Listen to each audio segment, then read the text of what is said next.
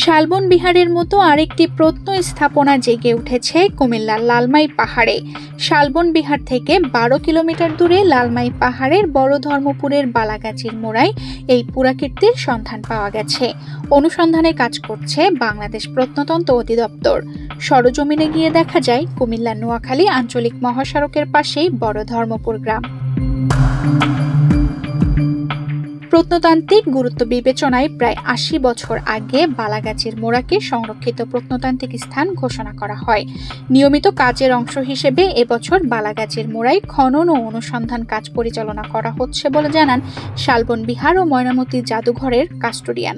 আপনার যখন second world war হয়েছিল, বিশেষ করে 1939 থেকে 1945 সালে, তখন আমাদের এই লালমাই পাহাড়ে 14 পদাতিক ডিভিশন ব্রিটিশ সেনাবাহিনী এখানে ক্যাম্প করতে গিয়ে ওনাদের কার্যালয় বা অন্যান্য ইমারত নির্মাণ করতে গিয়ে ওনারা কিছু প্রত্নতাত্ত্বিক নমুনা বা আলামত পাওয়ার পরে এটা জানাজানি হলে তখনকার আর্কিওলজিক্যাল সার্ভে অফ ইন্ডিয়া এই লালমাই পাহাড়ে জরিপ করে 18টা সাইটকে সংরক্ষিত পুরাকীর্তি ঘোষণা করে। এটা যদি আমরা হিসাব করি এখন থেকে 80 বছর আগে।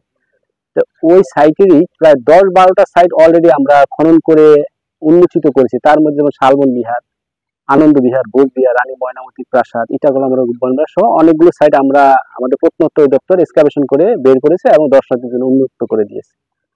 আর ওই 18টা সংরক্ষিত সাইটের মধ্যে এই বালাগাছির মুড়া নামে এই সাইটটিও তখন প্রোটেক্টেড করা হয়। আমাদের যেহেতু প্রতি বছরই প্রত্নতাত্ত্বিক খনন অনুসন্ধান কাজ পরিচালনা করা হয় ধারাবাহিকভাবে, আমরা তো চট্টগ্রাম সিলেট জোনে কাজ করতে গিয়ে পর্যায়ক্রমে আমরা এবছর এই বালাগাছির মুড়ায় আমাদের প্রত্নতাত্ত্বিক কাজ শুরু করি।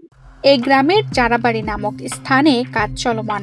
বড় বড় ইট দিয়ে তৈরি প্রায় 6 ফুট চওড়া প্রাচীন একটি দেওয়ালের অংশবিশেষ উন্মোচিত হয়েছে। উন্মোচিত প্রাচীন স্থাপনার ধ্বংসাবশেষ শালবন বিহার, আনন্দ বিহার, ভোজ বিহার, ইটাখোলা ও রূপবান মোড়ায় সমসাময়িক হতে পারে বলে ধারণা প্রাথমিকভাবে। এ পর্যন্ত খনন করে আমরা মোটামুটি একটা প্রত্নতাত্ত্বিক নিদর্শনের নমুনা উন্মোচিত করেছি। আপনারা দেখতে পাচ্ছেন। এটা দেখে আমাদের কাছে এখন পর্যন্ত মনে হচ্ছে যে এটা হয়তো বা বিশেষ করে প্রি মুসলিম বা 12 বা 13 শতকের পূর্ববর্তী কোনো বৌদ্ধ সংস্কৃতির নিদর্শন হতে পারে। তা আমাদের আরো ফার্দার ইনভেস্টিগেশন বা আমাদের স্যাম্পলগুলো কালেক্ট করছি বা আরো যদি আমরা এক্সপোজ করতে পারি তাহলে পুরোপুরি আপনাদেরকে একটা ধারণা দিতে পারবো। এটার যে নির্মাণ শৈলী এখন যেটুকু বের হয়েছে বা এটা নির্মাণ করতে যে ইটগুলো ব্যবহার হয়েছে বা বন্ডিং ম্যাটেরিয়ালগুলো যেগুলো দেখি, এগুলো যদি আমরা কম্পারেটিভ স্টাডি করি তাহলে আমাদের যে এখন বর্তমানে যেগুলো বের হয়ে আছে শালবন বিহার, ইটাখোলামরা, রূপবান মুড়ার যে নির্মাণ শৈলী বা ইটের সাইজ, এগুলো দিয়ে যদি আমরা অ্যানালাইসিস করি তাহলে ওগুলোর কন্টেম্পোরারি সাইট এটা হতে পারে। তাহলে ওগুলো আমরা একটা স্ট্যান্ডার্ড বা প্রত্নতাত্ত্বিক ওই স্থাপত্যিক কাঠামোগুলোকে 7ম থেকে দ্বাদশ বা 13 শতকের বলে অনুমান করেন, যেটা 800 থেকে 1000 বছর আগে। তাহলে আমাদের এই সাইটটা হয়তো ওই সময়কার হতে পারে। কুমিল্লার লালমাই বৌদ্ধবিহারের মতো এই প্রত্নতন্ত্র এই অঞ্চলের পর্যটনের নতুন মাত্রা যোগ করবে। নতুন প্রত্নতন্ত্র সন্ধান পাওয়ায় খুশি স্থানীয়রা। খনন কাজ শেষ হলে প্রত্নতন্ত্র সাইট উন্মুক্ত করা হবে পর্যটকদের জন্য।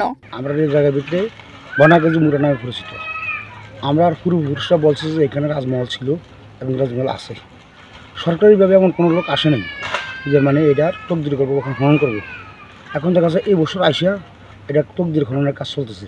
বাইরে থেকে মানুষ আসতেছে, আমাদেরকে দেখতেছে, আমাদের এই জায়গাটা দেখতেছে। এটা আমার থেকে খুব আনন্দ। এখানে আমাদেরকে একটা কিছু করে দেবে, একটা কিছু করবে বা দর্শকরা আসবে, দেখলে আমাদের একটা আনন্দ হবে।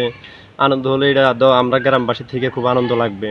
পাহাড়ে আগে কোনো মানুষ ছিল না, পাহাড়ে এখনকার অতিরিক্ত মানুষ হইতেছে, খনন করার পর থেকে অনেক মানুষ আসতেছে, আমাদের আনন্দ লাগতেছে। পুরো কুমিল্লা জুড়ে 50 থেকে 60টির মতো প্রত্নক্ষেত্র রয়েছে বলে প্রত্নতত্ত্ববিদরা অতীতে ধারণা করেছিলেন।